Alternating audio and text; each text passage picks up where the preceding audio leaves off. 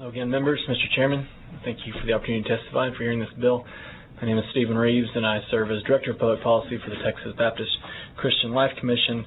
And I just wanted to take a moment to say that we support this bill because the three-party lending model that we use in this state is a bit unique, and it's important that according to the Lubbock decision, there's a little bit of discussion in this earlier from Ann Mador, but that third-party lender and the CAB have to truly be separate, that they have to not be sharing fees or can't have people in common and that sort of thing.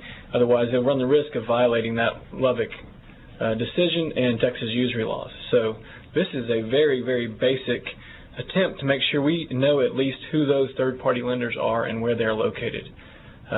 We have some concern as to how many there are in the market based on previous things we've learned through the Finance Commission and other places, that this really gets to the heart of the way these folks are operating. And none of these bills that you've heard today would change this third-party model at all. And so if we want to make sure that they're following state usury laws, we have to know a little bit of information about them. And the first step is making sure that that is public, that there's public scrutiny on this side of things on who their lenders are. To keep going back to something about this situation, that in previous hearings we've talked about market pressure, about shouldn't the market drive fees down, and what we've seen time and time again, they don't seem to be doing that. That fees have gone up over the entire course of last year, which is the only year we have data. I've noticed that in Dallas, second largest market in the state, they seem to have higher fees than a lot of other places. So start wondering about competition. And if we don't even know where the money's coming from and how many third-party lenders there are, I think it gets real difficult to determine the level of competition, and maybe it speaks to why fees aren't going down. And so that's a concern I have, and I think this bill starts to address that. Thank you. Members, any questions?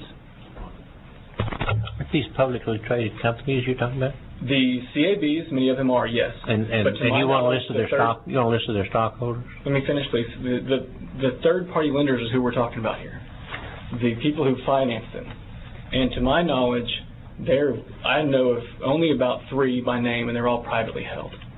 So yes to the CABs, publicly held, but they're not the source of the funds. The principal, the capital, is a third-party lender. And I do not know of any that are public.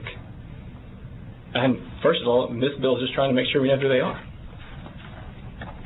Kind of like asking who gives money to a church. Good list of that.